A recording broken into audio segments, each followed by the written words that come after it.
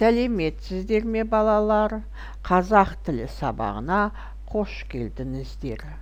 Сабақтың тақырыбы менің сыныбым. Сыныпта в классе және тақта доска, терезе окно, есік дверь, үстел стол, орындық стул, бар есть, жоқ нет.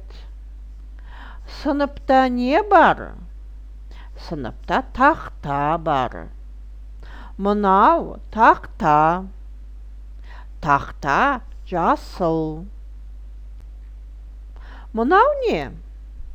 Бұл менің сыныбым. Сынып қандай? Сынып үлкен, әдемі. Сыныпта не бар? Сыныпта тақта, үстел, парта, орындық, шкаф бар. Тақта қандай? Тақта үлкен, жасыл. Сыныпта. Сыныпқа қара. Ал енді сана. Неше орындық, неше парта, неше үстел, неше тақта бар екен біздің сыныпта.